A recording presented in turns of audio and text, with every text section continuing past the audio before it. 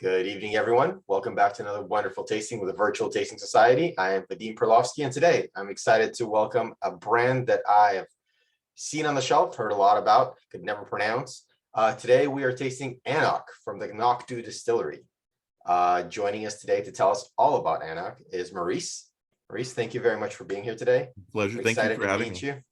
We're excited to meet you. We're excited to hear all about the brand, taste all these expressions, hear a little bit about your background as well. I want to welcome the group. Thank you very much for joining us today. We are excited to taste these interesting and awesome expressions. Welcome back to everyone who's been here before. Anyone who's here for the first time, welcome. Thank you very much for joining us. We are here to get nerdy and ask questions, so please feel free to unmute yourself or toss it in the chat. This is very much participatory. We're not here watching TV. This is not a one-way YouTube channel.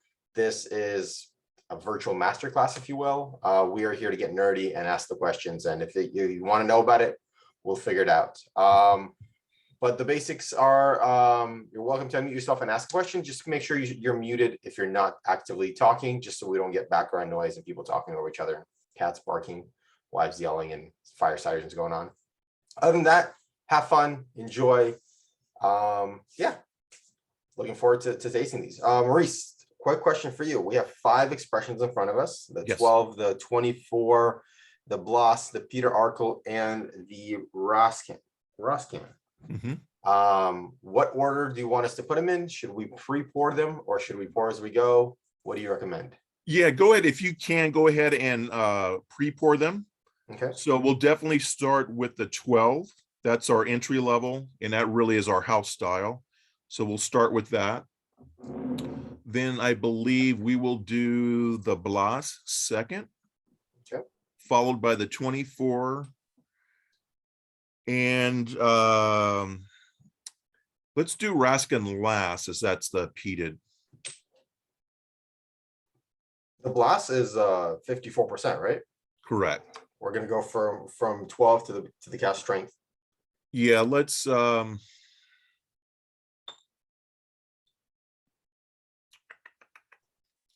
I would either do the Blas second or after the 24. It's just kind of going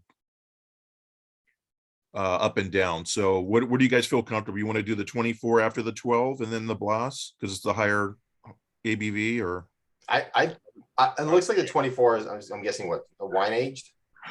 It's a lot darker, it's a lot redder. Yeah, absolutely. I would not want to blow out my palate with a 54%er before going to the 24-year-old. Okay. So if you're asking my opinion, I'd go 12, 24, and then Blas. Perfect. Then we will do that. Just so we get full Peter Arkel. The Peter Arkel is, I guess Maurice doesn't have this, and that's my bad. That's 46. What do you think, Maurice? Should we put that between the 12 and the 24, or should we put that at the end as kind of a special pour? Yeah, I'll let's we can do that after Blas. Okay. Yeah. So the Raskin, even though that's our repeated expression, it's not going to blow your brains out. It's a really, but it is savory and smoky enough that I don't want it to interfere with any other expression. Awesome. Okay, perfect.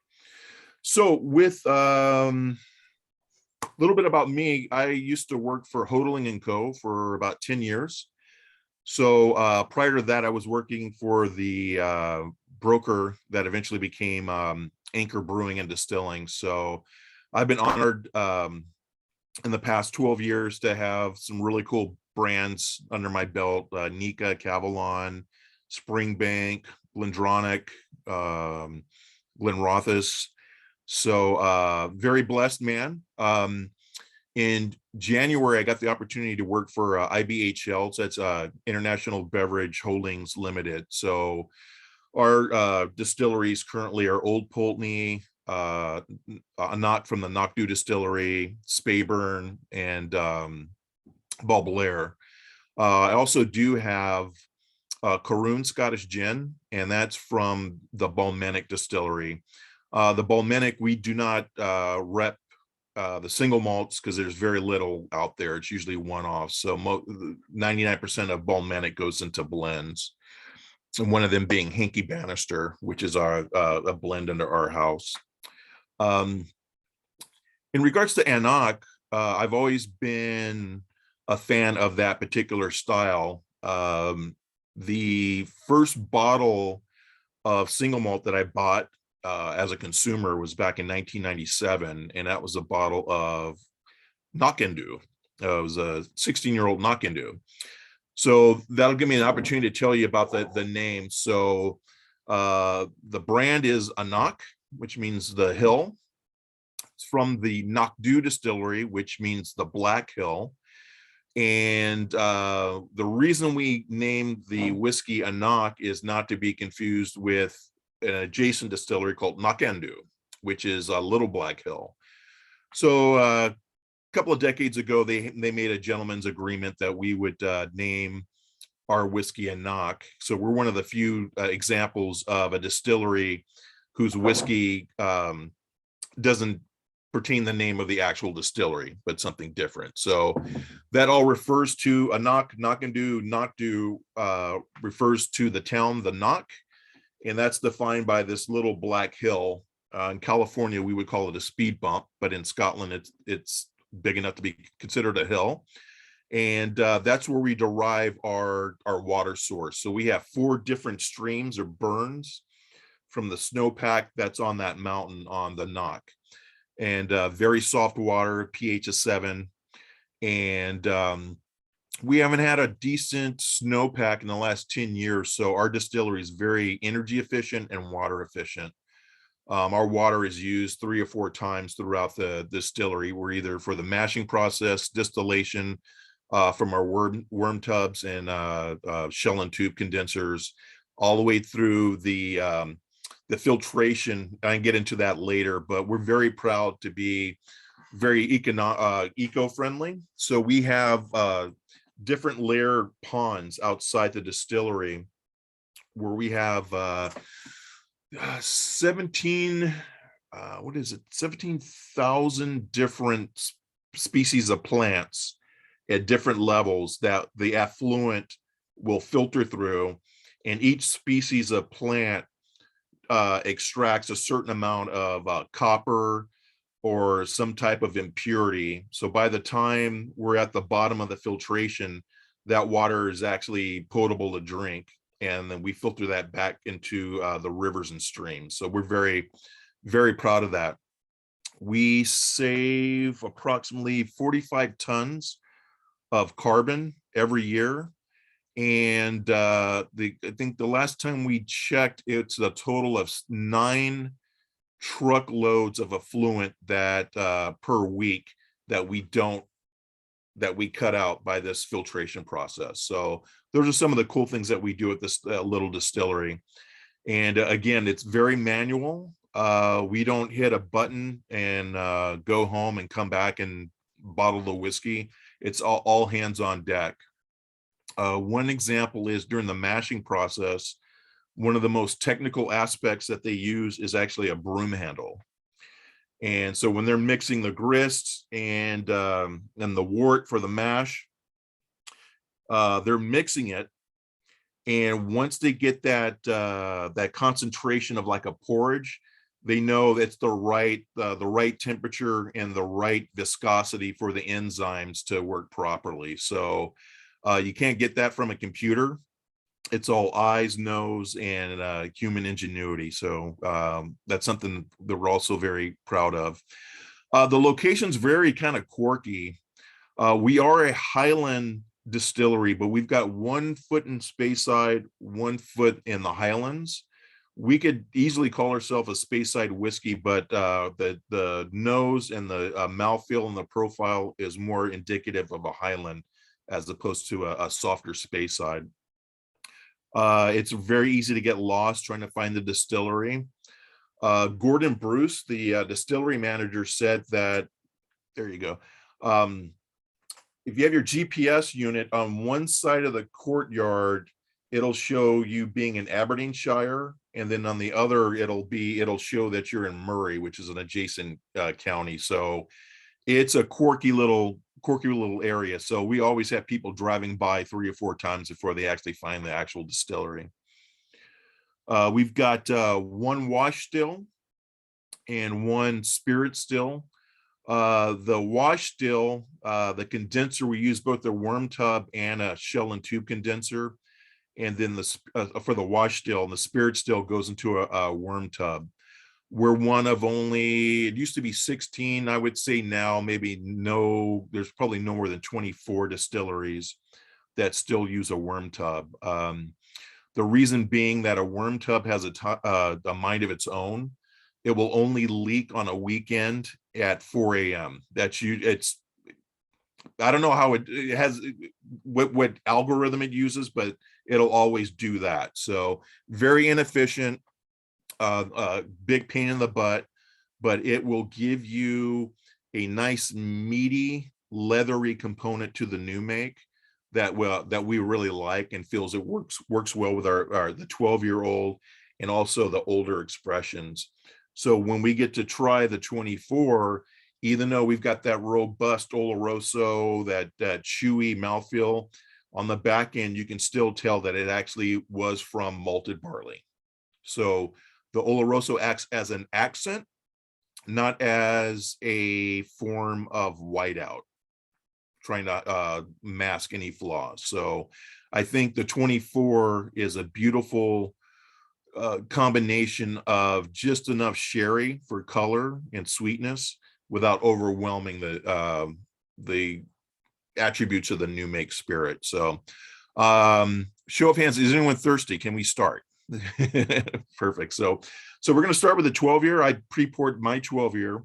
This is our house style. This is the one, this is 80 proof. For me, this is the one that you really don't need to add water to it. Part of the joy of like the higher proof, I love adding a drop or two and releasing all those congeners and fatty acids and long chain flavonoids. Opens up the bouquet, but you really don't need to do that with a 12-year-old unless you're inclined to do that. Maurice, one thing, I'm sorry. Sorry to interrupt. I think it's only 80 in Europe. It's 86 in America. 86. That's, forgive me, 86. We're getting the better version. I guess we had our national sales meeting last month, so I was drinking the 80 like it was going out of style. So how does it compare? You know what? It's still good, but it's pretty much pre-opened for you. That's why I was getting trained to like not add water to it. So with this one, by all means, actually, so let's go ahead and try it. A little bit on the tongue.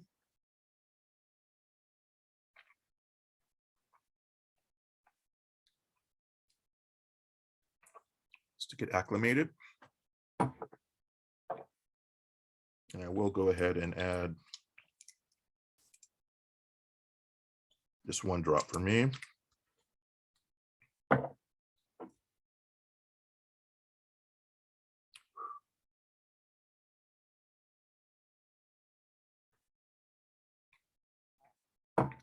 For me, a beautiful perfumey nose.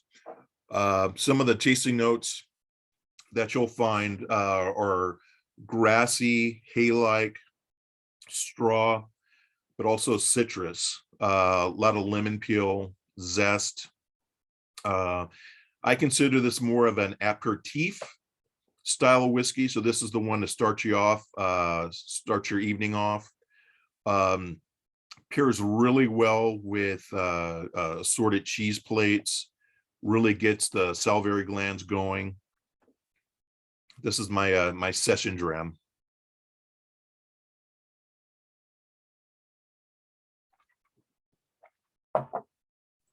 This is definitely really easy to drink. I could see this just being a daily dram. This is fruity, perfect, a lot of citrus. Now, one thing that we've had a lot of success with in the UK, and we're trying to put a little American spin on it, is pouring and serving the 12-year with your favorite craft beer from a local brewery. And the reason we do that is 10 times out of 11, they work well, but it also goes back to that interplay of whiskey is basically what beer wants to be when it grows up. And we use that that little maxim to reinforce the fermentation process. So I'm gonna admit this to you. I was always that guy that was enamored with the style, shape of stills. Like, wow, what is that liner, that angle? Like, who chose the angle of the line arm? Or why is the boil ball so big, or this shape for the wash still, but this shape for the spirit still? And I'm always looking at the mechanics of it. And they're sexy to look at, right? As a whiskey geek. But Gordon Bruce, the distillery manager, says, that's great, but you know the term garbage in, garbage out. If you do not take care of your fermentation and your wash, then it doesn't matter how sexy and cool your still is. You're just basically, for lack of a better term, my apologies, you're polishing a turd. Okay. If you have a piss poor wort, then basically you can have all the reflux, all the cool line arms, this, that, boil ball. You're just kind of wasting everyone's time. So fermentation, fermentation, fermentation. That really is the first, second, and third gospel of the NCnoc distillery. If you screw up your beer, you're just going to have just kind of a blah whiskey. Wait, we haven't gotten to that one yet. I caught as soon as I said that, I'm like, the S isn't silent.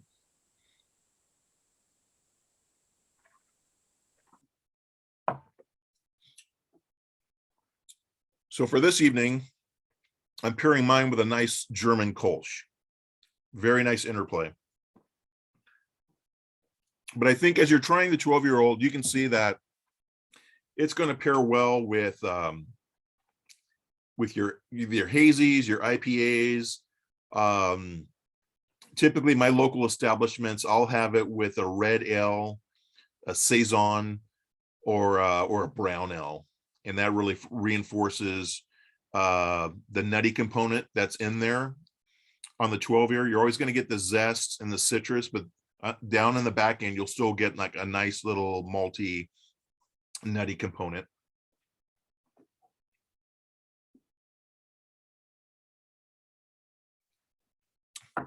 So this is the part where if anyone wants to go off mute and share what tasting notes that you have. I try to, as a whiskey ambassador, keep this shut. You got two of these and one of these, and I always love to hear what you're picking out, because there's a dark side to brand ambassadorship, and that is if you choose to practice the dark arts, and that is the dark arts of knowing the power of human suggestion.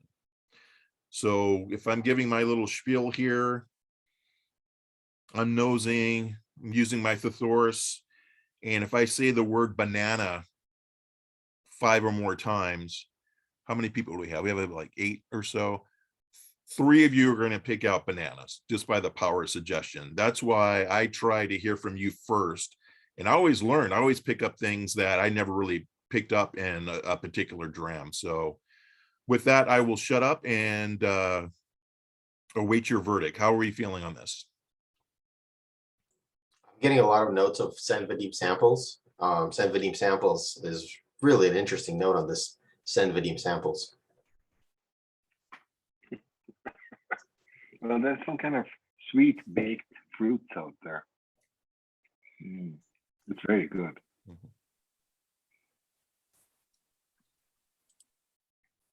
Did you not pick up Sen Vadim samples? Or was it in your sample? Oh yeah, got some samples here.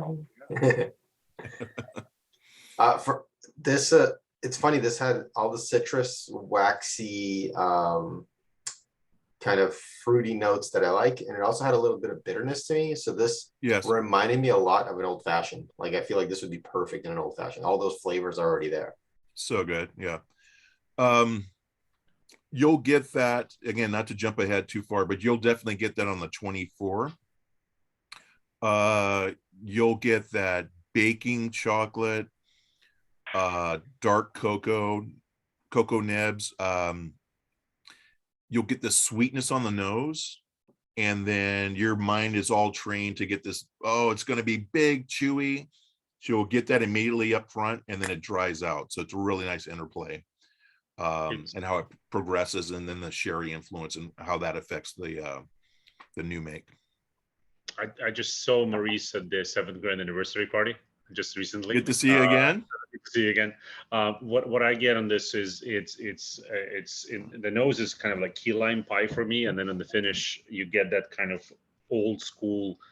You know, to me, it drinks like you said. It's not super refined, so you get a lot of that character through it. Like it gets a little bit yeasty for me, a little bit of leather, just a tad, just to make it a little bit more interesting, not just overly pretty.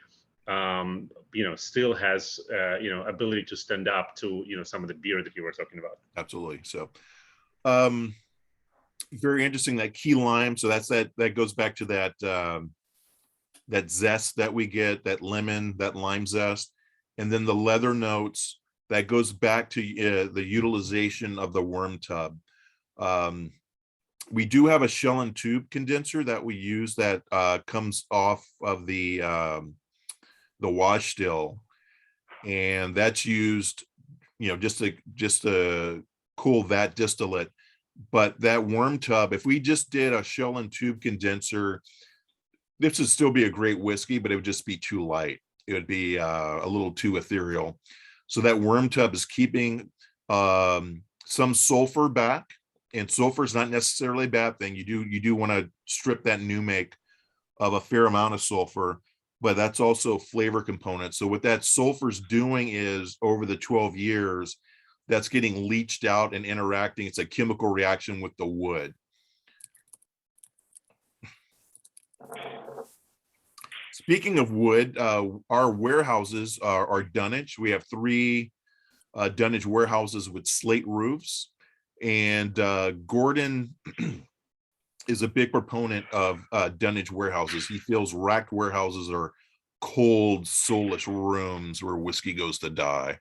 It doesn't necessarily go to die, but what I love about dunnage is that you're allowing Mother Nature to dictate the life of that particular barrel. So you'll have, it's not as dramatic as in the United States, obviously, as in Kentucky, but even in Scotland, in a dunnage warehouse, you'll have little pockets. You do get honey barrels. It's again, it's not as dramatic as out here in Kentucky or Tennessee, but you'll still have 1 or 2% degree fluctuations in different areas of a dunnage warehouse. And what I love about that, it's the science of distillation and nature all working hand in hand. Any other questions or tasting notes on the 12-year before we move on?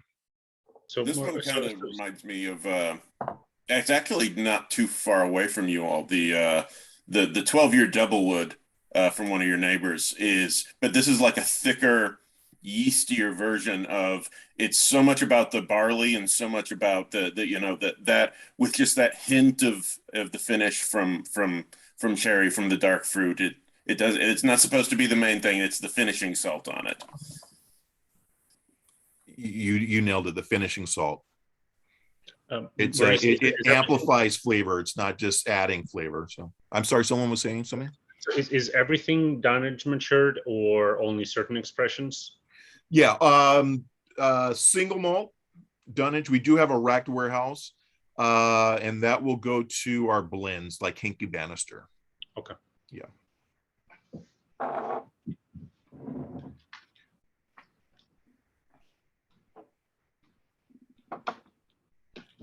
So before we conclude, Vadim, I'll give you my contact. So I'd love for you guys to stay in contact with me, and if you have an opportunity to do a 12-year with a beer, let us know, because we really want to see that kind of what we call the elevated Boilermaker, if you will. So we like to see that take off.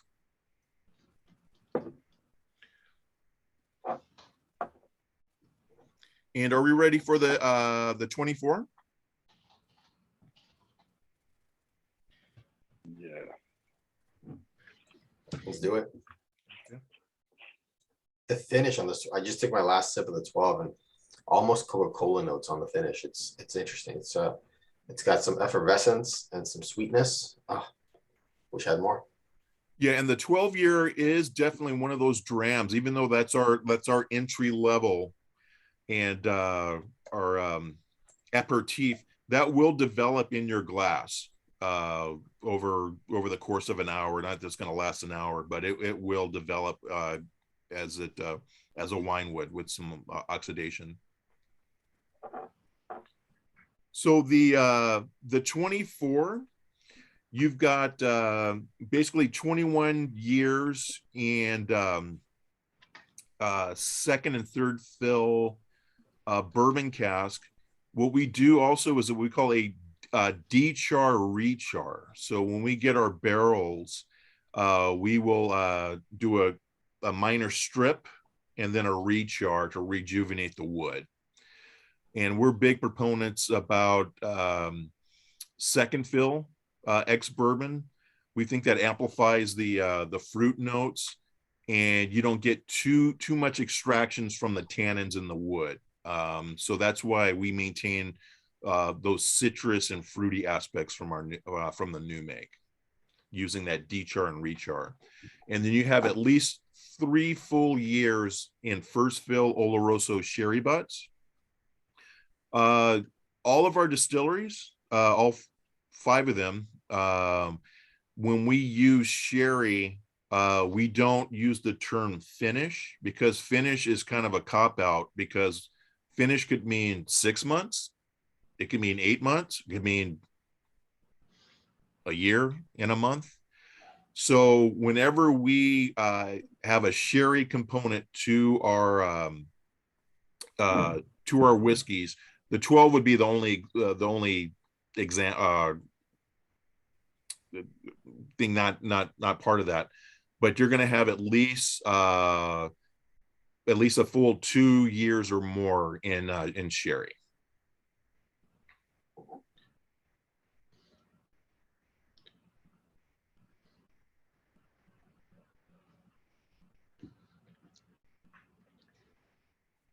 Hmm.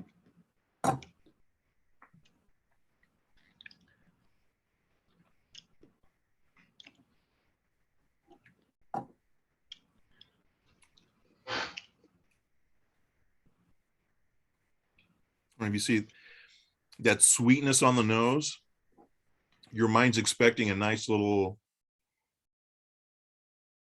sherry bomb.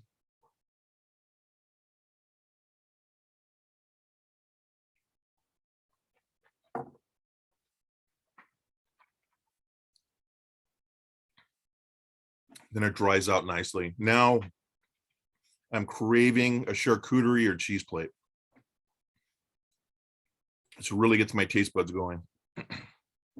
It's definitely got a lot of sweetness, but it has some spice on the back end Absolutely. to balance it out. Wow. You can definitely taste the maturity. You can tell this is an older whiskey than the previous one.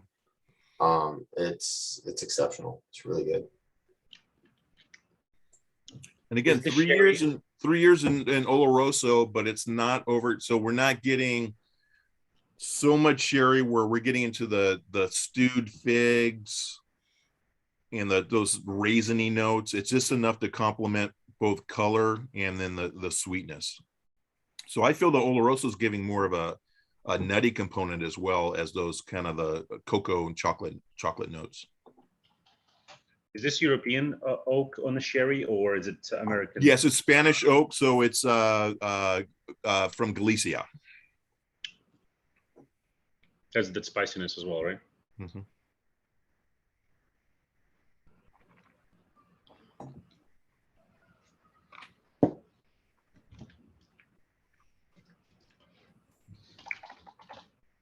The sweet note at the beginning to me almost has like a salt vibe to it, in that, when you eat like a really well citrused, acidic, salty food, it cuts it at the beginning and takes it all the way through the bite. And I'm definitely getting that where I get almost a salt note in the front of my tongue and it just carries it the whole thing all the way through in a really, really lovely way, in a different way that it doesn't let the sweet bomb, sort of the cherry bomb, cover through. It just sort of takes it to this different path, which I'm really enjoying.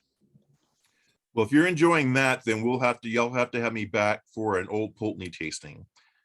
Because when you get to the 15 and the 18, you've got that maritime influence with the sherry, and it's even more pronounced. That salinity, we don't like to say salt, that's a little too brutish of a term, but that seaside maritime influence, and you marry that with sherry, and it's just delicious.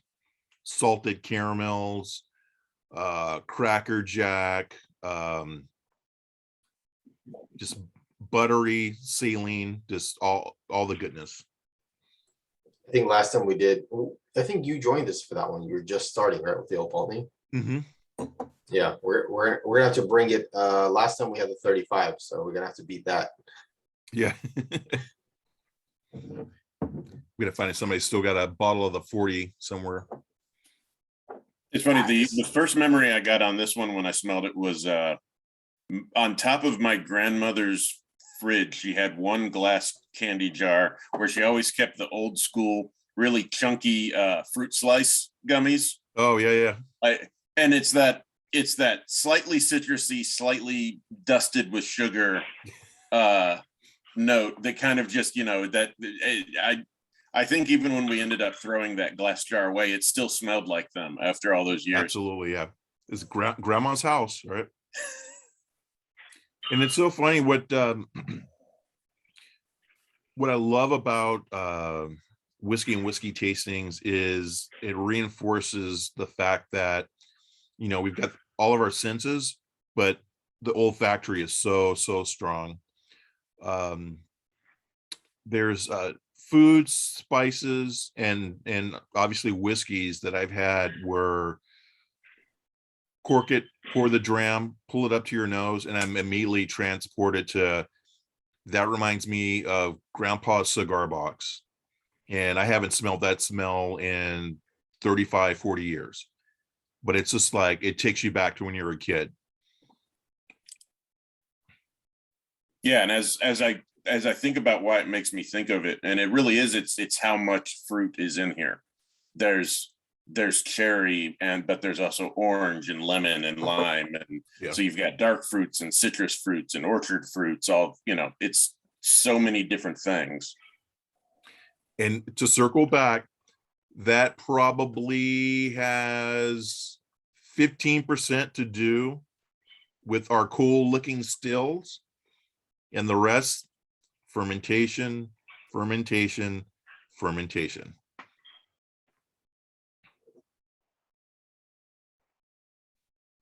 And look, man, this has been bottled up 24 years, right? Maybe a little bit longer.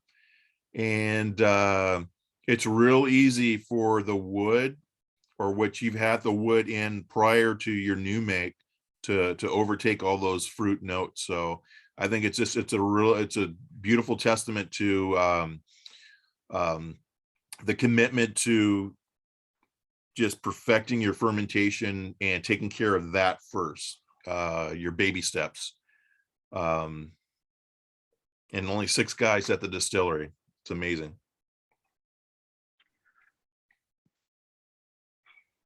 Is there any plan to put out some of these at maybe cask strength or higher ABV? Could you repeat? I'm sorry. I'm asking if there was any plans to put these out at a higher ABV rather than 46 or 43. Especially No. the 24. Anything at a higher ABV will be something like the one-offs, like the Bloss. Other than that, any core range we'll stick with like the 92 or and that's a pure dollars and cents decision, because we are not the smallest, but we're one of the smallest distilleries, so we can only crank out so much. So If you compare us to our big brother distillery, Speyburn, they have, so I give you an example. So all of our other distilleries, with the exception of Speyburn, they'll use the term the longs and shorts for your fermentation. So that's basically if you're running a fermentation over a holiday or over a weekend or a particular time where the distilleries, either the stills are not running or there's a holiday or something like that, then that's your longs, right? And then you have your shorts. So I asked the guys at Speyburn, just taking all my notes, and I'm like, what are your longs and shorts? And they kind of like, they looked at me like, oh, you're so adorable. It's like, there's no longs, there's no shorts. There's like every day. I mean, that distillery cranks out whiskey. There's no holidays. There are no bank holidays. Maybe they'll take a extended tea break for the Queen's Jubilee, but Speyburn, they just crank out whiskey 24/7. So that goes back to the size of anCnoc. It's a little distillery that could. I'm sorry, it's a long, convoluted answer to your question. So What is the volume, Maurice? we are, the last I saw it was in liters. It's 1.5 million liters. It's not a lot. Yeah. Annual. And then in terms of the, what's been happening in the industry, right? So the older the whiskey is, the higher percentage change in the increase in price, right? So you kind of see, your 12-year-olds going up a little bit and so on and so forth. But, recently, so Glenfarclas going from like, $180 for a 25-year-old to like 250, right? And that's kind of the theme. The older it is, the higher, so what's happening with anCnoc? I mean, would you say that a similar situation, as you look at the 24-year-old, denying to buy the bottle as well? So I'm glad you asked that, because we got to keep it topical. The 24, the higher end expressions, it goes without saying, if you like it and it's available, buy it. Because if you blink, it's going to be gone. That's my life story. That happens all the time. If it's whether it's a bottle of something, a pair of pants or whatever, I'm that guy that if I don't get it when I see it, it's going to be gone. So to make it topical, my friend, what a lot of people will find out the hard way this time next year is what's going on in the homeland, right? Europe's breadbasket. So this affects whiskey in this sense, because people will ask, well, yeah, I mean, there's the war in Ukraine, obviously sanctions in Russia. That's a lot of wheat that's not going out to the market, but you don't distill whiskey with Ukrainian wheat. Okay, yeah. However, all your old Chris Bortz, all those guys, they're making steady margins doing barley for distilleries. But now this time next year, when the price of winter wheat, bread, in any of the wheat that we use for baking, for breads, foodstuffs, they're going to have to make a decision saying, I can be patriotic and maintain this level of margin doing Optica, Laureate, Sassy, or I can switch on a dime and make winter wheat and make this amount of margin. So that's a decision that's going on right now in the heads of all the old maltsters in the UK. And it's, when you have, you can't really do 10-year contracts or over 5-year contracts, you have those varietals that aren't even around for 10 years, right? So there's going to be a lot of economics involved with this. And, I was really excited to see all the new distilleries pop up over the last 10 years in Scotland. I'm not really sure how many of those guys are going to make it. You can only sit on that for so long, but you need income coming in. So, again, another convoluted way to answer your question directly, but that's something that It's not really being spoken about now, but it's gonna be a topic of interest by the holiday season. A lot of people making economic decisions on what type of barley, wheat, what have you, they're going to grow, and where is that going to go to food stuff or for whiskey or vodka or what have you. So, well, even if the barley farmers just stick with barley, you're still going to have a problem with your grain whiskey for all of your blends, because what was the cheapest grain yesterday isn't anymore. correct. And you can only grow so much corn in Scotland, right? And what have you. So The other thing that nobody talks about was I was listening to, and this is totally off topic, but I was speaking of things having trickle down effects. Apparently, something I didn't know. I was listening to a podcast with an agricultural guy from somewhere in South America, I think Brazil, and they were saying that Russia is the #1 exporter of fertilizer in the world. Yep. And so had no idea, now, right? Had no something idea. you never Fridays, thought right? about, right? Yeah. A lot of bullshit, but now without fertilizer, and nobody can buy it anymore because of sanctions. Without fertilizer, you don't get crops. So Yeah. So like, there's a lot of reasons to get down on this. The silver lining is I'm always an optimist when it comes to the human spirit, and the human spirit's been kind of pissed on the last couple of years, but I think that when we do see the light at the end of this tunnel, it's going to be a couple of years. There's going to be some amazing innovations in whiskey, in grains. There's going to be a lot of ping coming our way. But I think when we do kind of turn the corner, maybe sooner than later, that we're going to look back and go, man, I never thought we'd zig this way when I thought we were going that way. So, but having said that, that inflation, it's not going away. But if you see a bargain malt, pick it up, guys. It's time to be a collector. Yeah. No doubt. It's good to be a collector in the US. Mm-hmm. Well, because the pound and the euro are really, really down right now. So buying power. It's just the cost of shipping at the moment, right? Yeah. But still plenty of retailers here, right? You can I just wish, as I said, we could still get some of those, like I remember Nika 17 for like $110 or $120. Yeah. Well, I think I told you the story at when I saw you at $7,000. Yep. My wife knew where I had a stash of whiskey. That was my collection whiskey.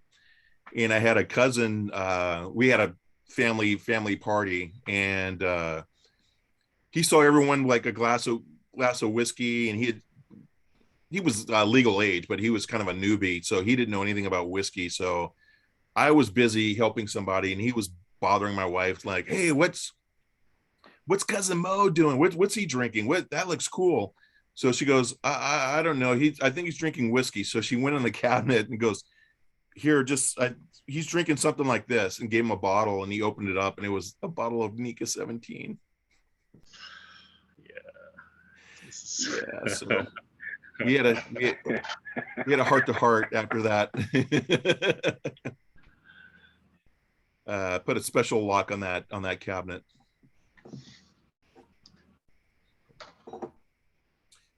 So 24, any other questions or comments on that?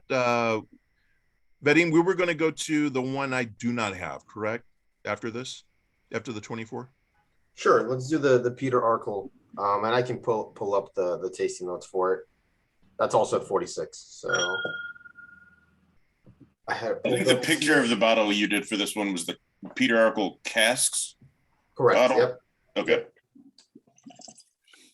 For those of you following along at home, let's see, casks. So full-bodied and fruity with a hint of coconut is what it said. Let's see. Let me know if you see this. So wanted to throw in something limited. besides the 24-year-old. This was an interesting expression. I thought it was supposed to be duty free only, but I was able to find it here locally. Fun fact, this was the first bottle where I had the cork break out of the last 1,000 bottles I've poured. But yeah, you can see it all the tasting notes. Apparently Peter Arkle is some guy who draws cartoons or something, animator of some sort. And he did a few releases. So he did a few. Yeah, so the one we have now is this one. Oh, this is the travel retail version. The one we have is casks with just a hint of coconut. Let me know if you find coconut. Yeah, so that's an example, the last slide that you had, that's an example of what you'll see more of that in the future from anCnoc.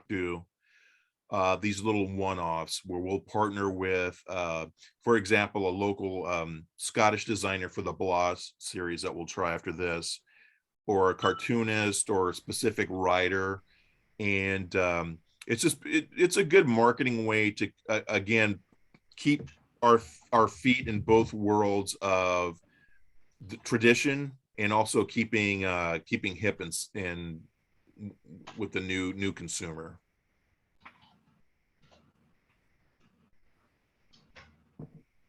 This was fruitier. definitely Honey, more honey.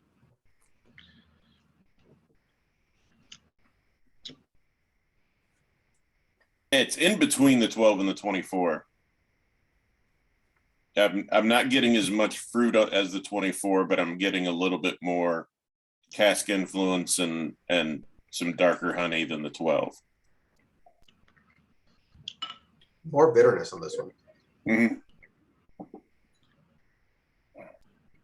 Would it be more sherry, I guess? A little bit young, like a younger version of the 24, just more sherry. It seems like, because it is a little darker.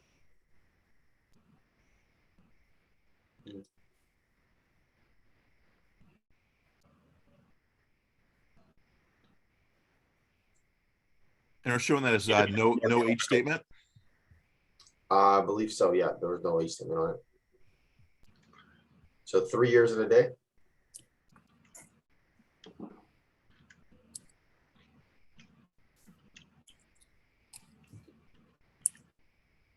It's interesting the amount of variety that anCnoc produces, considering how small it is. How small it is, yeah. I mean, that's your current range. I mean, that's a lot, and that, you know what I mean, like that's separate from Peter Arkle. So there's all these as well, vintage, age stated, and those who become fans of anCnoc can actually search these out. I was looking at some European sites, and some of these still exist. The vintage ones, the 18-year-old. The 18-year-old is, as you mentioned, is discontinued, but there's a store in San Francisco that still has a few bottles. And why is that? Why would you guys discontinue? Is that a supply issue? You know, was the distillery mothballed for a while, or? Yeah, so it was to stretch supply, and then I believe it was on YouTube. I was looking at a couple of months ago an old YouTube with Gordon Bruce, and he had mentioned that with the 16, a lot of people didn't appreciate the fact. I mean, we didn't market it, but the fact that the 16 was, you actually had older juice in there, so you actually had some 18 in that, so it made sense to just switch to the 18 and market that you're basically drinking 18 or older, where that was lost on a lot of the consumers of the 16. 16 I adore. I don't think we'll ever get it here, but it's the 125th anniversary edition. I believe is a cast strength 16-year-old, and it exudes all the power and glory of anCnoc Distillery. Is that the peated one, or there's another? It was non-peated. Because I see a 125th peated. Yeah. Let me see if I can find it on. By the way, make sure you all stick around for the end. I remember I have a surprise for everyone. for everyone who actually made it today. A special thank you from a courtesy of Aaron Blum, who's here. Good. Yeah. But yeah, so how is everybody liking this the limited edition Peter Arkle? Worthy addition to the lineup? Is there any peat in it? It seems a little peaty. I don't think there is, but I mean, because the distillery also makes peated whiskey, it's possible that you'll get a hint of it. I'm sure you guys watch the stills and everything in between runs, but Yeah, so I don't think you're getting any official peat because that's under our, I mean, we've got the Peat Heart series and then the Raskin. So those are basically, you're going to know that we're bottling those to be peated. When we clean the distillery after we do the run of our peated, there's no trace of peat to be found. It's pretty draconian, the process that we do, the caustic soda and the scrubbing. The guy said, you know, the distillery guy said, when we're doing our run of peated, you know, when they're done, it's like, you know, the wives yell at them because they come home and it's like they came home from a bar and they were just chain smoking cigarettes. It's in everything. You can't get rid of it. But when we do the cleanup process, it's pretty arduous, which goes back to the fact that there is finite levels of phenols of peat that you can get actually from whatever the water picks up. And we can touch base on that when we hit the Raskin, because the Raskin, we're using Highland peat from Aberdeenshire, which is 180 degrees from Isla peat, completely different as far as the taste, the smoke, and the attributes that you get from that peat. To me, the Peter Arkle is the prettiest of the bunch. We're so on the nose, more light, flowery, or floral. Sweeter, you know, kind of less of that sort of, you know, character that you would get on the 12 and the 24. So kind of a little bit of a separation from the house style, right? Less spice.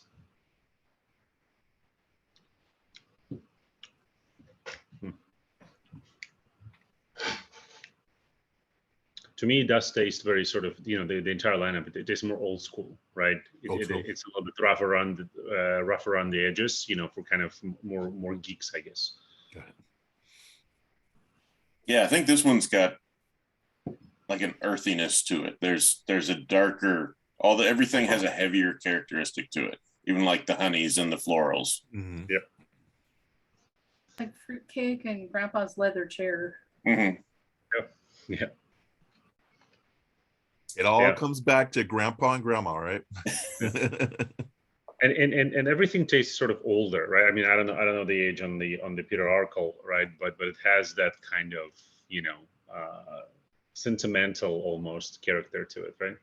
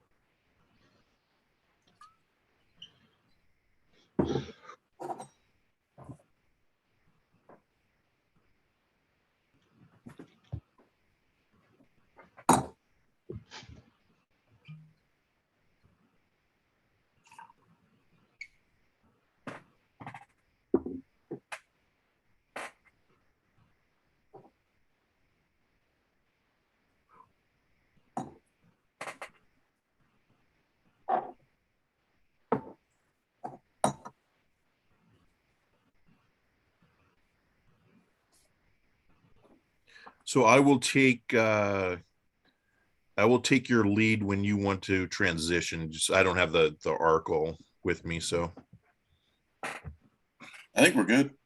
yep.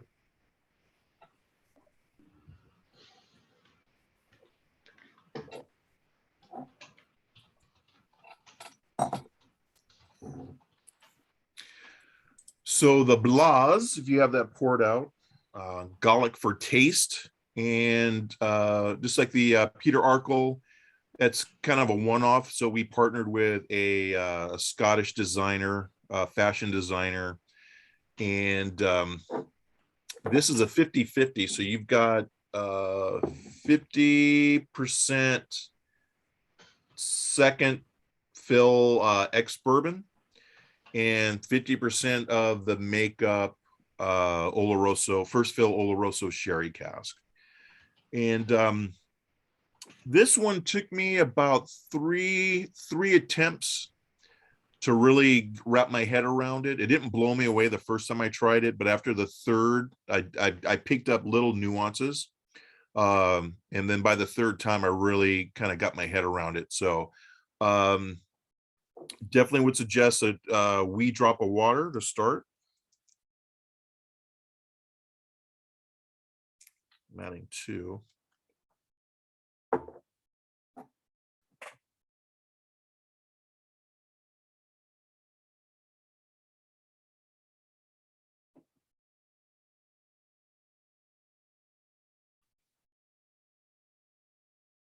So what's interesting is I added 2 little drops, and it definitely cut down the alcohol in the nose.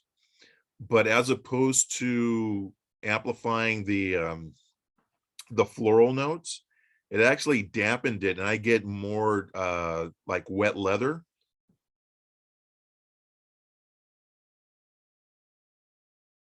I still get fruit, but it's more orange, like an overripe orange.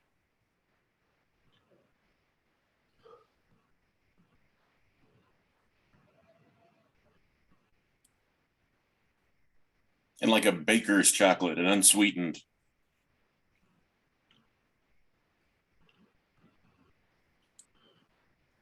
It Definitely reminds me more- of Intoshin, that wet sort of, that kind of leather, old furniture, in that direction.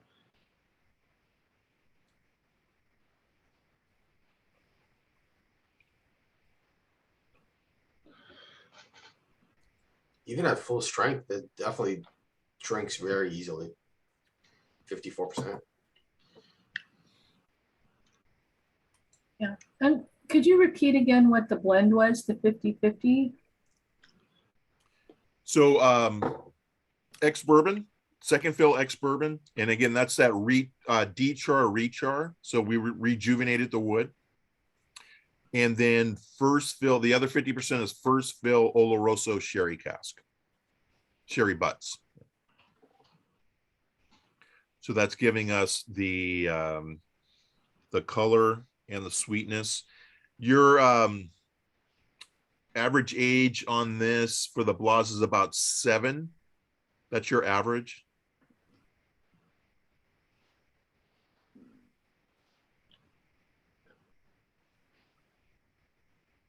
And another thing, Maurice, that comes through to me stylistically is Kregeliki. Mm. It has a little bit of that meatiness almost, the kind of bouillon thing.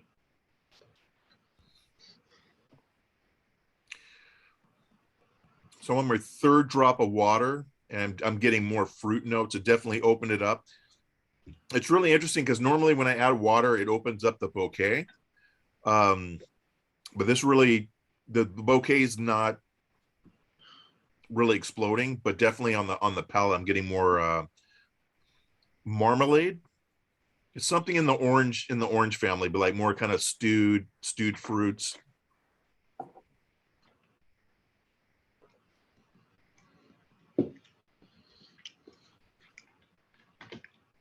Mid palate, I'm getting almost like a yeasty vibe, like I get from either beer based or something finished in beer that I wasn't expecting.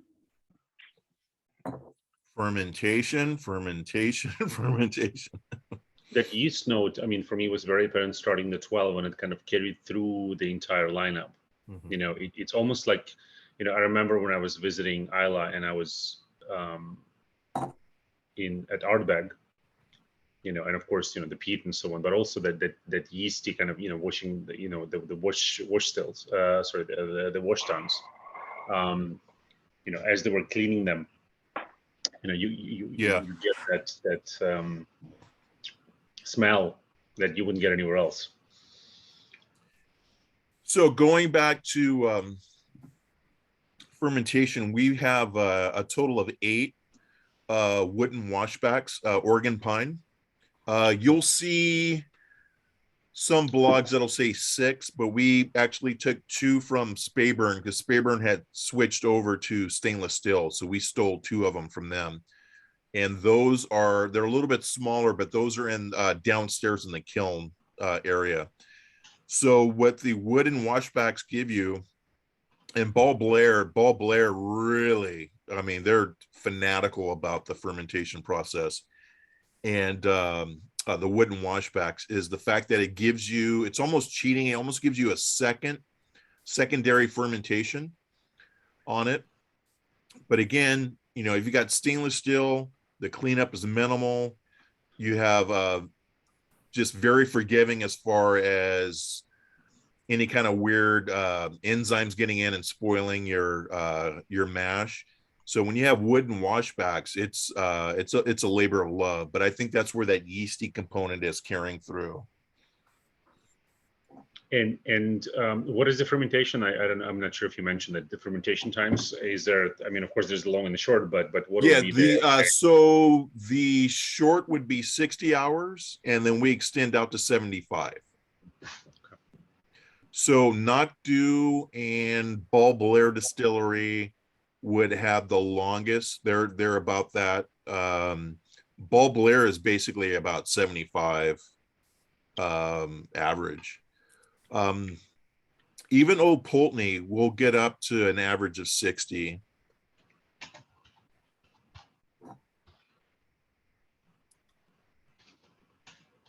This stuff is really good at high ABV. I mean, I tell you that. It's just very pleasing. Yeah, that's why we broke a lot of hearts with moving from the 16, because the 16 was really in that nice sweet spot.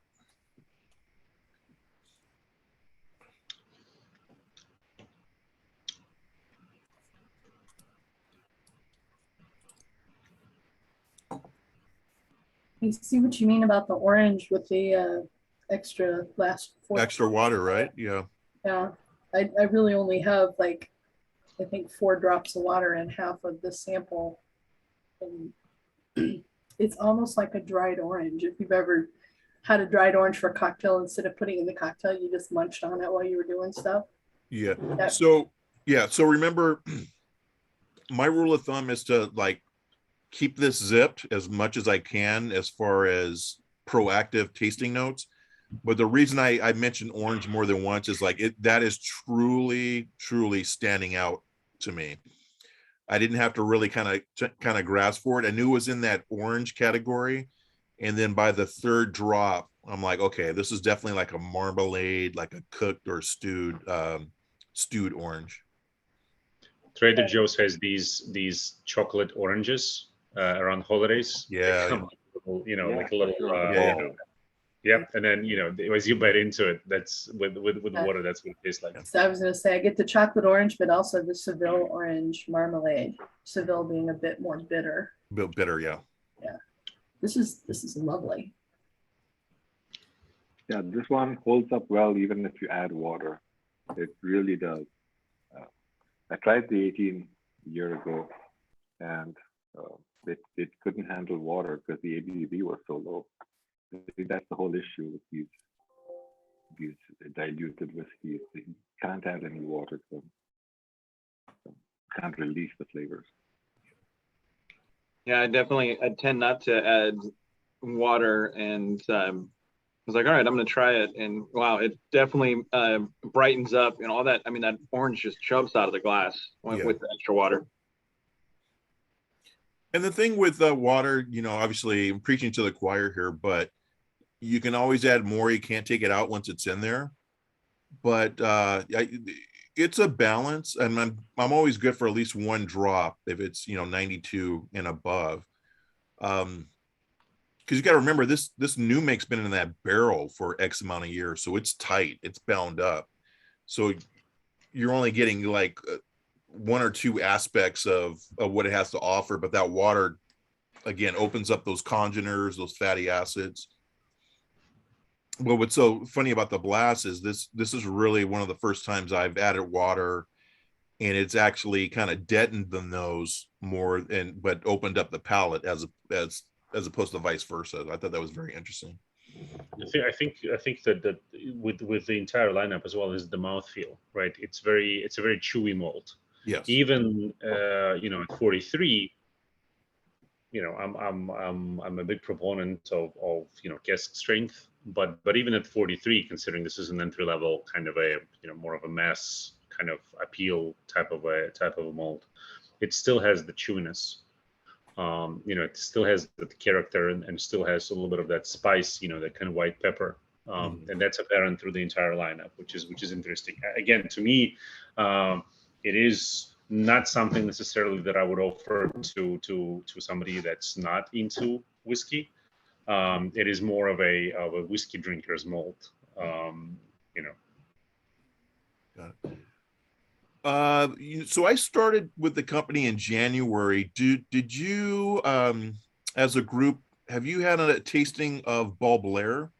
Did someone do that prior to me? Yes, we've done it. Ball Blair, Yeah, so far we've done Ball Blair, Old Pulteney, and now we've done anCnoc. What else have we done? We're working our way through the whole hodling. Yeah.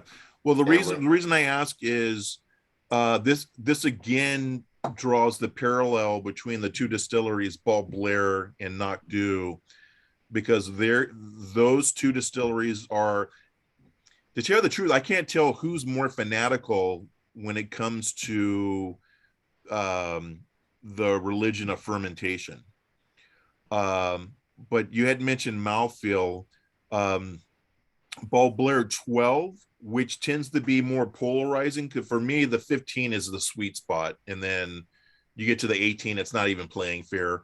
But the 12, I like the 12, but some people say they pick up a different, like a salinity on it that I don't personally get, but I digress. The 12-year Ball Blair, the thing that immediately hits you is the mouthfeel, that viscosity, almost kind of a lactic component to it. And I really believe that goes back to the fermentation, because these two distilleries are fanatical about that. So I think that goes a long way into maintaining those yeasty notes, even to the 24-year-old, and then the mouthfeel. You and I talked about Ball Blair recently, right? And the fact that they used to have those cool vintages, and I'm still in the hunt for that 1983, the birth year. Yeah. Just like the Old Pult, I actually had an opportunity to buy an Old Pulteney 1983 for what now seems to be a very reasonable price, and I still kick myself in the head for not doing that. But yeah, Ball Blair certainly has that. Also, kind of in a different direction, but it has an old school approach to it. Again, it's not your mainstream mold. It's a much more complex endeavor, right? And I kind of, it was sad, again, for sentimental reasons, to see them go away from the vintages, but I understand why they did it, right? It's much easier to sort of to market, I guess. Well, so what I had mentioned when we were talking at $7,000, I used the example of when it was 4 to 5 years. When I was with Anchor, I had the opportunity to rep Glenrothes, and Glenrothes was really, really big into vintages, which is great. Now, I did not get an official press release from Bob Blair. This is my conjunction on why we made that decision. But if you notice now, Glenrothes is at age statements. They're back to age statements. So when I was repping them, one of the things that was very frustrating was being at a whiskey show like Whiskey Live or what have you, Whiskey Fest. And you'd have people come up to your table and we'd have a new vintage like a 98 or 2001. And, you know, you'd have someone at the table and they're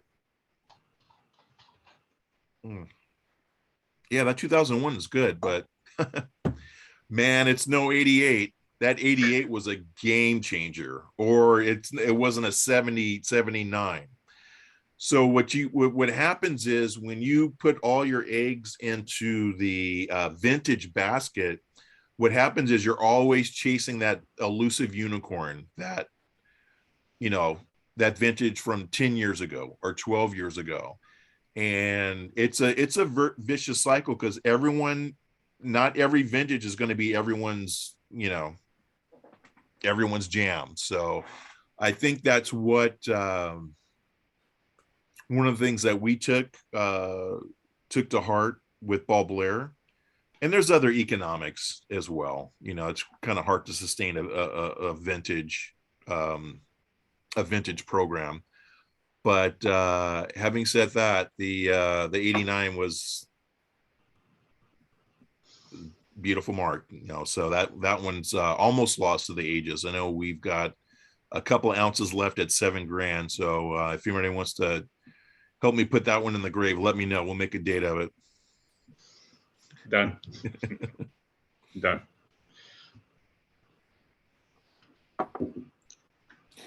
Okay, so for Blas, final conclusions, any other tasting notes or words of wisdom?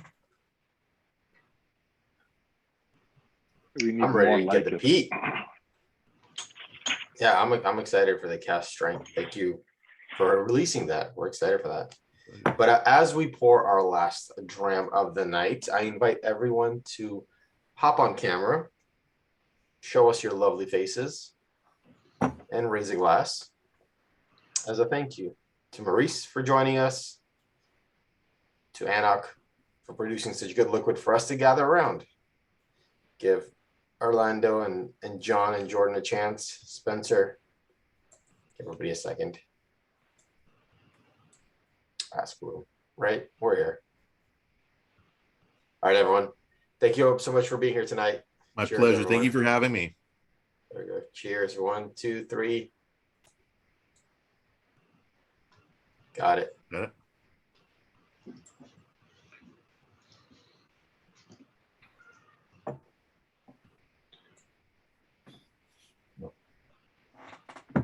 Oh, wow. This peat is not nearly as bad as I expected. I mean, it is delicious. You don't like peated whiskey, Vadim? No, not yet. I'm learning. You know, peated whiskey is like Stockholm syndrome. Eventually, I'll learn to love it. Okay. Yeah, I'm gonna call our marketing team. Well, we're gonna steal that from you. Think of it Yeah, as being kidnapped. I'm a bit of a junkie for that. So this will be interesting because we have a self-professed peat, let's say peat agnostic. We won't use the word peat hater. I think personally, this is a particular niche that Noctu's Distillery needs to exploit because I think they're doing it well. So this is Raskin. This is part of a peated series that we did that each expression was named after a particular tool that you use to harvest peat. So Raskin being one of them. We're not going insane with this. So as you can see, this is 11.1 parts per million. So on the lower end of the spectrum. So the peat's actually acting more of a salt component, a flavor component, than actually being smoky for smoke's sakes. Here's the cool thing. The peat that we're using is Highland peat. It's from Aberdeenshire.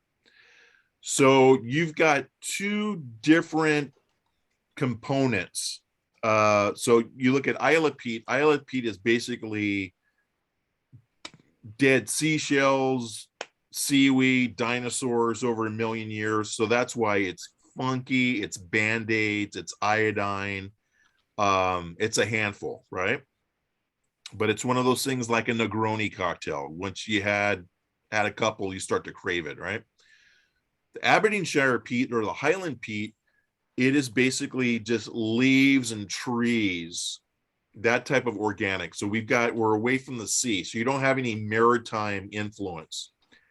So you just basically have leaves, trees, dander that's compacted over thousands of years, and that's the peat that we're using. So the peat, once you smoke it, once it's lit, it's the smoke that you get is more of a campfire, a sweet smoke, like burning leaves in the fall, a campfire at the beach. It's that sweet, almost addictive type of a smoke, almost like an alderwood smoke, a little bit of cedar. So you're not getting those very distinct maritime aspects to the peat that you get in Isla. Unless it's a Bruichladdich, which is Highland as well. Yeah, and then Bruichladdich, if I remember, is there peat, whatever peat comes off the water, or they actually? So these Highland peat. They don't do Isla peat for some reason, which was bizarre. You know, I was at a distillery and I was really perplexed by why they use Highland peat. But I remember getting that sort of pine note with the Bruichladdich. That's kind of, you know, that's one of the things that, you know, in a blind tasting, how I would eliminate Bruichladdich, to me, I get a little bit of that pine note that I wouldn't get in the Islas, right? Yeah. But, you know, and for 11 ppm, it's the nose, the peat is really, really in your face. On the taste, it's not there, but on the nose, it is super peaty. To me, very meaty, very sort of barbecue kind of briskety. Yes.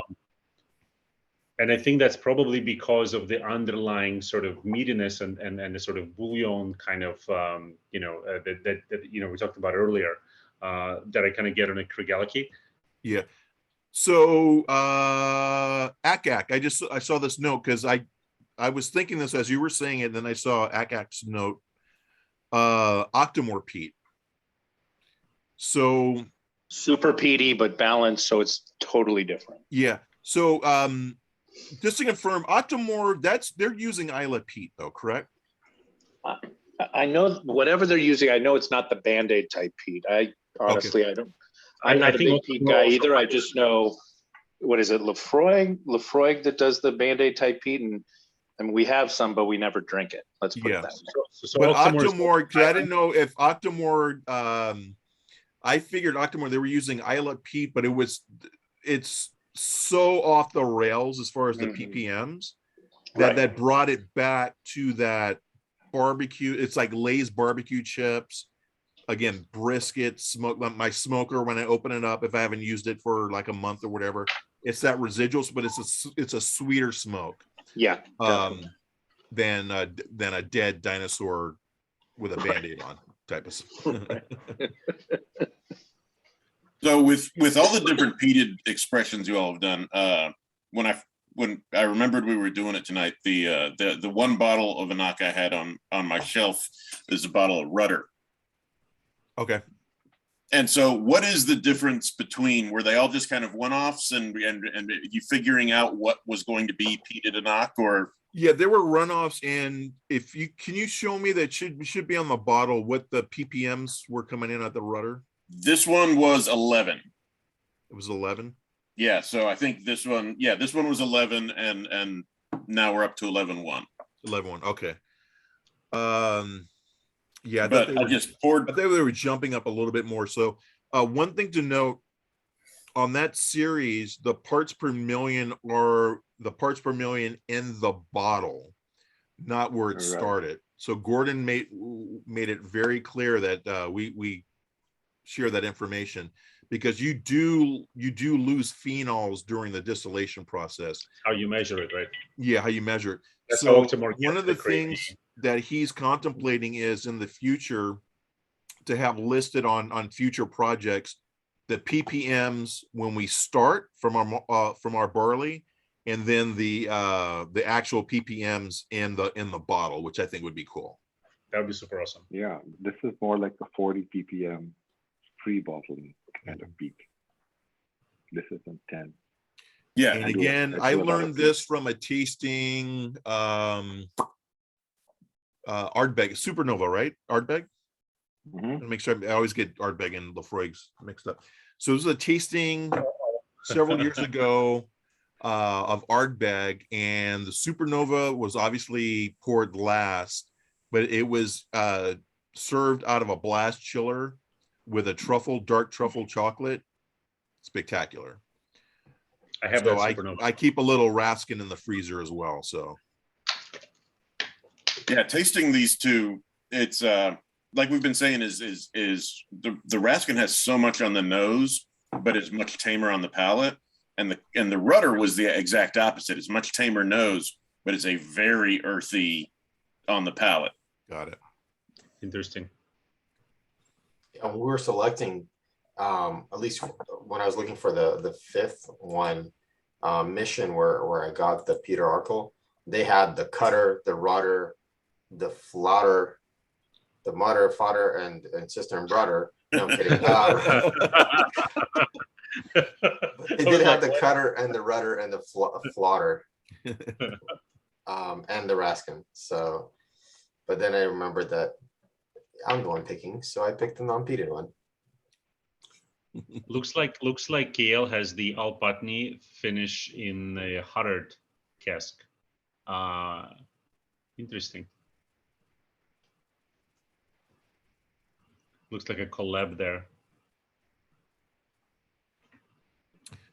Let me toss the poll up real quick. So I'm glad you brought that up. There is some collaboration.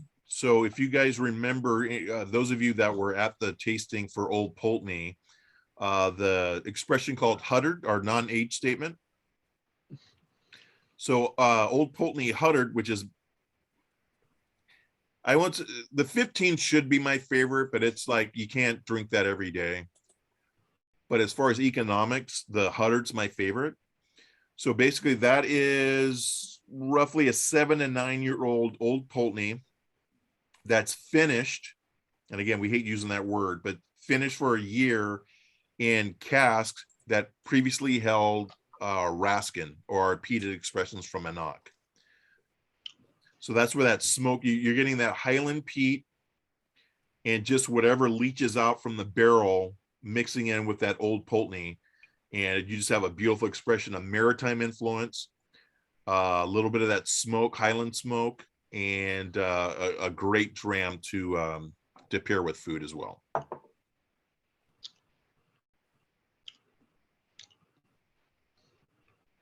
Works really well with peat. And again, it's just the character of the whiskey, right? It carries that peat very, very well. Mm-hmm. It still has the butteriness and the waxiness that it had earlier. And once you get past the nose, the peat is very mild. Yeah, I was gonna, you beat me to the punch. I was gonna go back. This circles back to the mouthfeel. Definitely get creamy, buttery notes on it. Yeah, we were mentioning the Bruichladdich. The Port Charlotte's one of my favorite things to do a whiskey sour with. And I think this would work just equally as beautifully with that grilled citrusy flavor. I think a penicillin with this would be just some homemade ginger syrup. That'd be a kindler, gentler penicillin. Yeah. Spoonful of sugar helps the medicine go down. Yep. Yeah.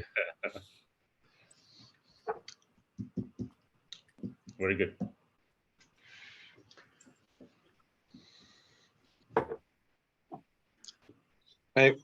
A few people said it already in the chat, but wow, that's fantastic. I mean, it's quite good. I have an Octomore that I had to pour to compare the peat, and it might not be well, it'll be a popular thing to say for you, is that, you know what, I'd take that over the Octomore that I just poured.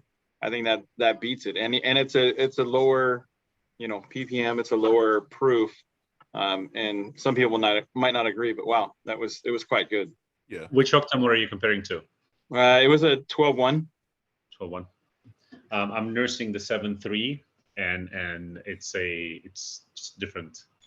Yeah, I was fortunate to try Octomore 10 over the weekend, and it reminds me of that, like the more meaty notes and whatnot. So it was quite good. On the threes, the finishes, the wine finishes, that's what makes that super unique, right? The combination of the different, red and white wine casks. Because I think ones are all ex-bourbon. Mm-hmm. But it just lovely. Now, you were saying the goal was to put all of the bottling phenol levels.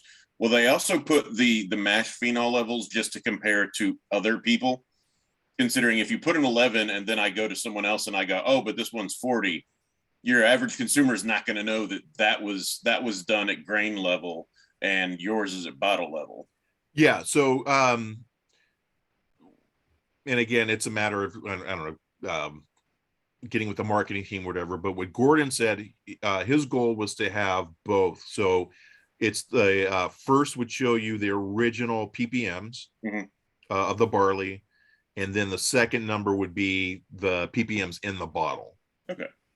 So it'd be just very transparent, and also a good teaching experience as well. It's like, yeah, you may like the ppms here, but just think about what you lost through the mashing and the aging process. And so I don't know if there's an average percent of phenols that you lose during that, but it's the fact that you do lose enough that it's significant to note. Yeah, I've had a couple. That's definitely more transparent, because Octomore, that's their whole thing, is they put what's there before they lose starting. a lot. Yeah. Yeah, there've been a couple of heated craft whiskeys that you could tell that when they made their cuts, they didn't go that deep into the tails. So anything they were doing, you lost. It was pointless because you were, skimming the top of the tails.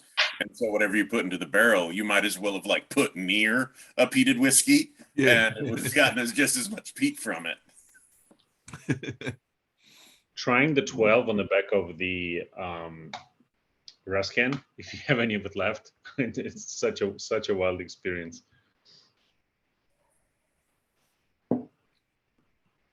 Yeah, I think the more you put on the label, the happier us nerds will be.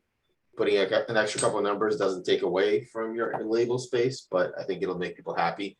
That and the location of your peat source, if you can, if it's like a specific location, just for a teaching moment of just going through it.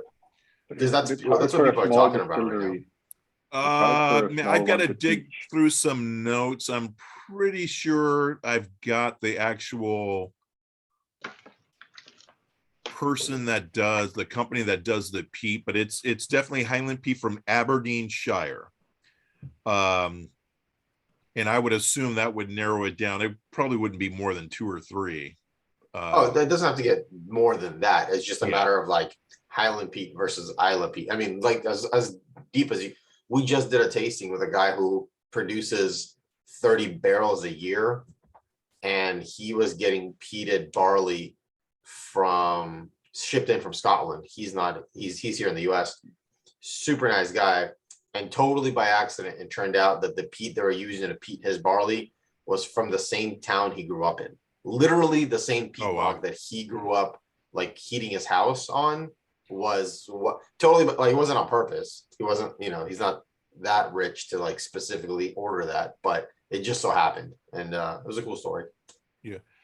I'm trying to remember. I'm not sure if they were outsourcing and then biding time to use the local peat, but I believe Westland Distillery in Seattle was using or contemplating using local peat. Yeah, so we did a tasting. We're allowed, I think, right? Yeah, so Westland did it, and they shared that peat with who was the other one in Seattle? Coppercraft? No, Copperworks. Copperworks. And so Copperworks released theirs, and we got to try it. The peat was very minimal, but it was. I actually enjoyed it a lot, and wished I picked up a second bottle because you couldn't taste the peat on it at all. Yeah, but it was a very cool concept. Yeah, they're the first ones using American peat. Yeah, and I don't think they've released yet. Westland has not released theirs yet. okay. So what Vadim's saying is he likes peat as long as you can't taste it. Yeah. Exactly. Exactly. Got it. So we took a poll. Ooh, Sorry, go ahead, Jason. Well, I was just going to say to you, since you brought up Copperworks, they're also the ones that we're doing, since you've been bringing up the fermentation with this and how much of an impact it makes. They're also ones doing, a couple of craft people are doing stupidly long fermentations over here. And I think Copperworks was doing like a 270 hour, like, wow. I mean, it's absurd. But to your point is it makes massive differences. Yeah. Hey, man, I'm going to slow clap because that's impressive on paper, but again, that's walking a tightrope for 200. How many hours? Yeah, I mean, I forget what exactly it was, but it's the longest one I've ever heard of. Yeah. You have to slow clap because otherwise you'll just slow clap for it'll be too hard. Too hard. We took a poll.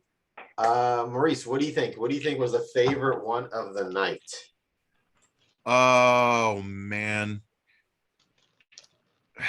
I'm gonna have to say Raskin because two people threw in Octomore, and for me that's high praise. So that's tipping the scale for me psychologically. So I'm gonna say Raskin. And that's pretty impressive considering what Octomore goes for and how highly sought after it is. Huge. But you know me, I love a nice trick question. So the winner is tied for Raskin and Blas. So technically you're right.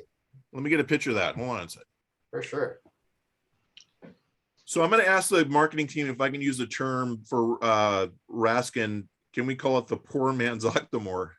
I think Octomore may have some words to say about that. What is the retail on the Raskin, by the way? 70, 80 bucks? 80. So where did you Mission. Showing you guys a Mission? Yeah.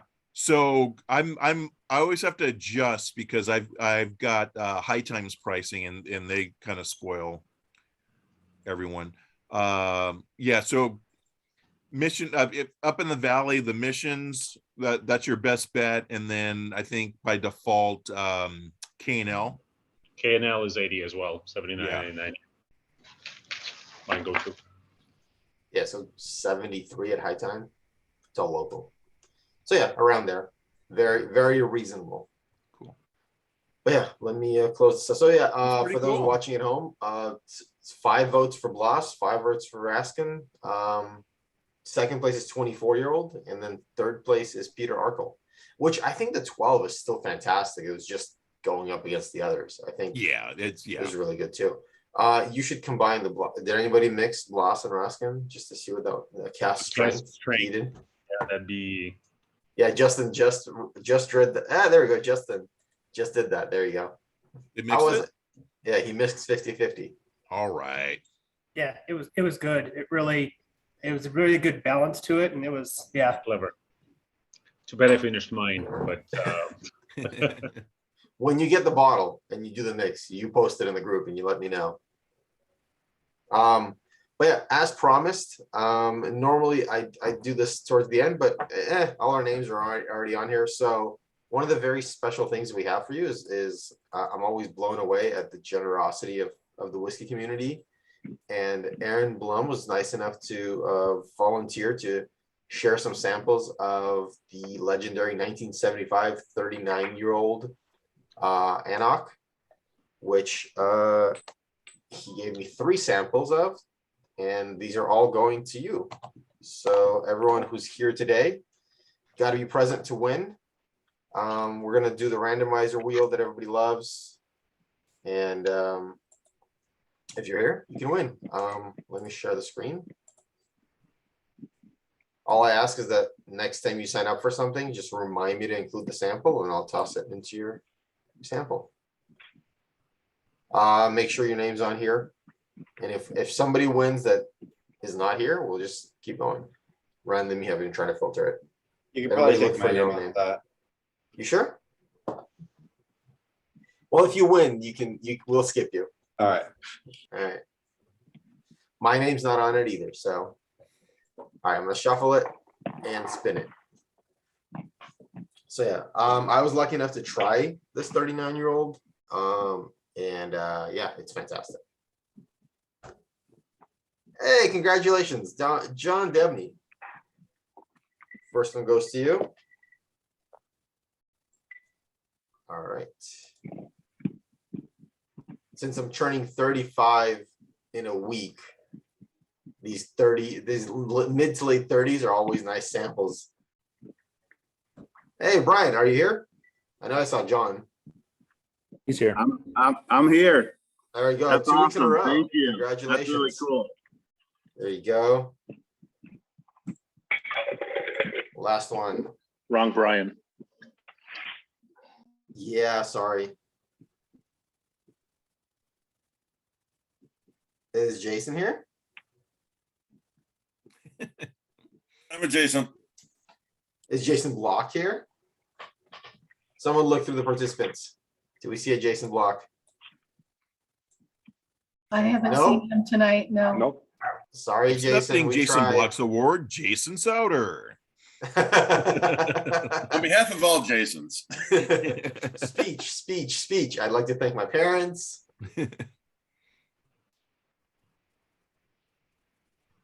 There's actually another Jason there that could win. I don't see Daniel in the room either, unless he's going to sneak in the next 30 seconds. I was going to say, if we pick all three winners with everyone being here all right at once, there'd be no it's cool. anticipation. It random having the people that aren't here, so it's kind of cool. All right. Build suspense. Let's get a winner. All right. There's a lot of J's on the list. Are we thinking it's going to be a J? Yeah. There we go. It's rigged. Hey, it's 50-50, man. Congratulations. You get the other 39-year-old anCnoc 1975, 44.2%. And I believe that's cast strength. Yep. Cast strength. Congratulations to the winners. Aaron, do you want to tell us a little bit about this bottle? I mean, I know as much as you do about it. It's delicious. Maurice, do you know anything about this one? It's a beautiful bottle. Yeah, it's wonderful. But yeah, no, it's 44.2% cast natural cast strength though. So it's a lot of angel share going on. Just pretty cool. It's really, especially like for that ABV, there's like a lot of very good creaminess and mouthfeel for that. What's weird is that like on the website, I see the 16, the 22, the 35. I don't see. This was, I mean, it's 1975, 39 years. So it was released in 2014, 2015, I think. So it's an older release as well. Yeah, I just don't see it on the website at all. Yeah. Oh, before internet. K&L had it. Yeah. I think that's where everybody got it. Yeah. Like KNL, like for some reason got like a bunch of them like 2 years ago. For a crazy price. Yeah, it was like half off basically. 200. Still a lot. So Yeah. thank you for sharing this with us. I think the people who won are very much going to appreciate it. But yeah, this has been absolutely fantastic. Maurice, thank you so much. This has been a blast, and I really great seeing everyone. Thank you for having me. Yeah, I enjoyed learning about anCnoc, and I think we all did. And now we all know it's anCnoc from Knock Do. The name is very intimidating to read, but very easy to pronounce. I might have Knock missed on the door. I might have missed earlier. Did you explain why is it called anCnoc rather than Knock Do? Yeah, so anCnoc. So we're in the town of Knock. So the town is situated around Black Hill. It sticks out, right? And my little tongue-in-cheek was that it's considered a hill in Scotland. We would consider it a road bump, a glorified road bump, speed bump. But that's the identity of the town. So we have anCnoc Distillery. So it's Black Hill. anCnoc, which is our single malt brand, which means the hill. but we have an adjacent distillery called anCnoc, Little Black Hill. So even though we precede anCnoc by a couple of years, they were the first to put whiskey on shelves in the UK, in the markets. So we came up with a gentleman's agreement that we would, any juice from the anCnoc distillery would be under the term anCnoc, to still keep an homage to the town and basically the fixture that gives us our identity, the anCnoc Hill. Gotcha. Yeah. And I think that's cool because you can just see where it would become a dumpster fire after a while. Is that a anCnoc or I wanted a anCnoc and I got this anCnoc or vice versa. So Gallic. Whether you knock and do or knock and do not. Knock and That is the question. Exactly. I was wondering if you pair a bottle of anCnoc with a bottle of Who's There. Yeah, joke of the night award goes to. And on that note, good night. Exactly. Please. Oh man, I like okay, that. Jordan's on mute, right? Okay, let's keep that way. Look at, he's so happy with himself. Oh man, I'm formulating in my head. Yes. Honey, you should have heard it. I killed. They're just letting anybody in here nowadays. Open mic night. It actually is. Everyone's welcome to unmute, ask any questions you may want. It is a weeknight, so I want to thank you all for being here. Thank you to Maurice. Thank you to the group for joining us tonight. This has been absolutely fantastic. But I'm going to finish the recording and then we can all just hang out. So sounds good. Thank you all so much.